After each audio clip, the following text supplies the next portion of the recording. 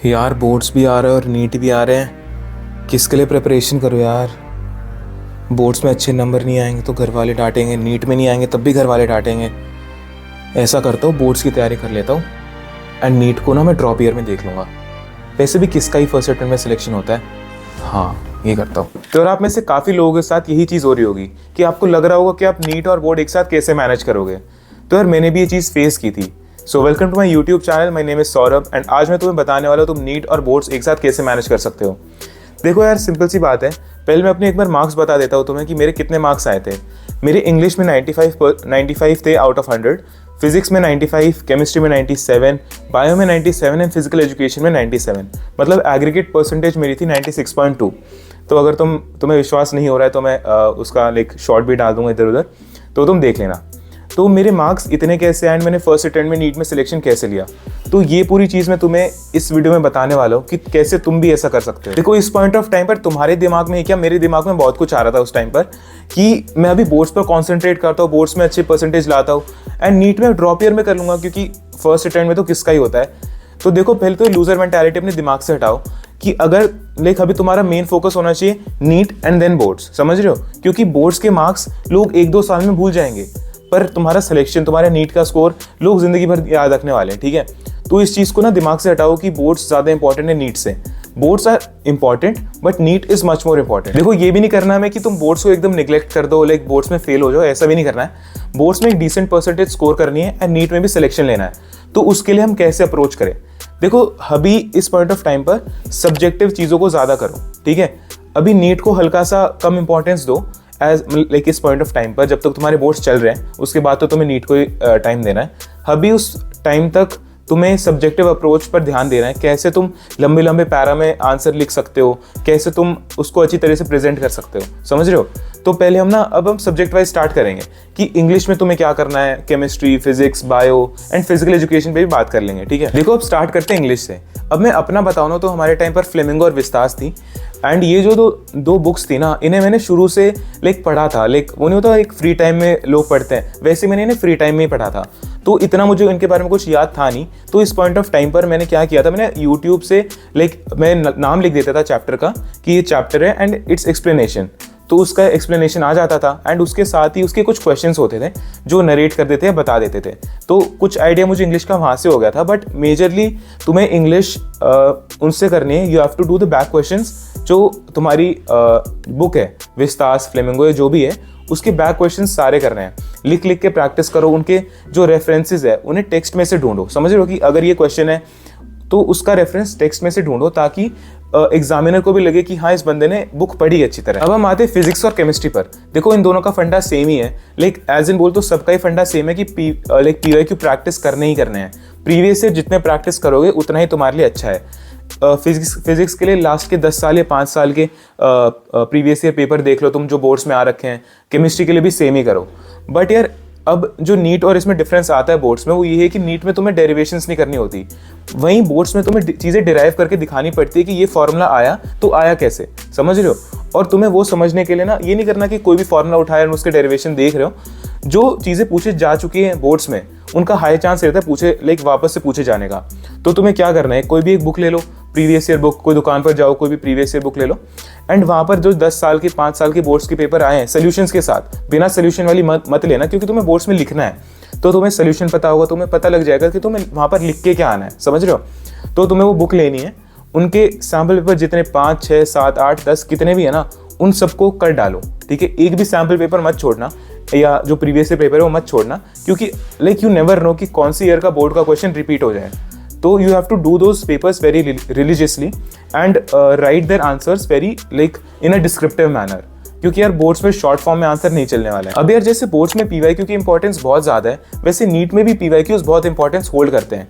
तो तुम्हारी PYQ practice and NEET में अच्छा स्कोर लाने में मदद करेगा मेमो नीट ऐप। यहाँ पर तुम्हें पीवाईक्यू मार्क एनसीईआरटी मिलेगी, जहाँ पर एनसीईआरटी की वो लाइंस हाईलाइटेड है जहाँ से पीवाईक्यूज बने हुए हैं। तुम इन सारी लाइंस पर क्लिक करके इनको क्वेश्चन एंड आंसर देख सकते हो एंड ऑल्सो ना अटेंड भी कर सकते हो। देखो यार, इस फीचर का ये फायदा है कि एनसीईआरटी बहुत वास्ट है ना, तो अगर तुम्हें एनसीईआरटी की वो लाइंस पता लग जाए जहां से क्वेश्चन बनते हैं एंड जो इंपॉर्टेंट है, तो तुम्हें पता लग जाएगा किस पर ज्यादा फोकस करना है, किस पर कम। इससे यार तुम्हारा टाइम एंड मनी दोनों सेव होगा, क्योंकि यहाँ पर तुम्हें ज्यादा बुक्स तो रेफर ही नहीं करना पड़ेगा। मेमो नीट में यही नहीं बल्कि तुम्हें एक पीवाईक्यू बेस्ड क्वेश्चन बैंक मिलेगा एंड इनके concise and beautifully crafted notes भी मिलेंगे, और इन नोट्स में सारी इन्फॉर्मेशन होगी and these notes are available for all the subject. अब ये नोट्स इसलिए खास है क्योंकि इन्हें बड़े फन एंड क्रिएटिव वे से बनाया गया है। यहाँ पर इन्फॉर्मेशन के साथ साथ तुम्हें निमोनिक्स भी दिए गए हैं जो तुम्हें कॉम्प्लेक्स चीजें कॉन्सेप्ट को याद करने में मदद करेंगे, एंड ऑल्सो ये नोट्स तुम्हारी लर्निंग इंटरेस्टिंग भी बना देंगे। Do check out the memo NEET app, and अगर तुम्हें यूज करके अच्छा लगे तो तुम सब्सक्रिप्शन भी ले सकते हो। And don't forget to use my coupon code Saurabh 300 for extra discount. देखो यार, बायो में भी मैं सेम एडवाइस दूंगा कि तुम्हें एनसीईआरटी पर ही फोकस करना है। जैसे नीट में तुम एनसीईआरटी पर फोकस करे थे वैसे ही बोर्ड्स में भी करना है। बट यार इसमें बस ये डिफरेंस आ जाएगा कि तुम नीट में बड़ी फैक्चुअल चीज़ें याद कर रहे थे, डेटा वाली चीज़ें याद कर रहे थे, लाइक टर्म्स याद कर रहे थे। बट बोर्ड्स में तुम्हें लाइक रिप्रोडक्शन है, अगर कोई टॉपिक है तो रिप्रोडक्शन की तुम्हें वो डेफिनेशन पूछ लेंगे, डिफाइन रिप्रोडक्शन। अब तुम्हें अगर चीज़ों को डिफाइन करना है ना तो तुम्हें उनकी डेफिनेशन रटनी ही पड़ेगी, और कोई ऑप्शन है नहीं। बायो में रटना तो पड़ेगा यार, सिंपल सी बात है। समझ के रटो तो ज़्यादा अच्छी तरह याद होगा, नहीं तो यार रोट लर्निंग तो है ही।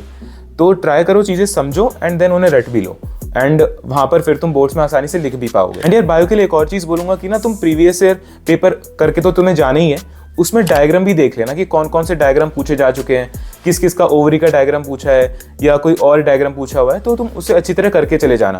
एंड उसकी लेबलिंग किस कलर पेन से उसे बनाया गया है, लाइक पेंसिल से बनाते हो but you have to do the colour shades, तो किस कलर से उसको लाइक कलर करना है एंड क्या क्या लेबलिंग करनी है एंड एक साइड लेबलिंग करनी है, वो सब चीज़ें तो उसका ध्यान रखना।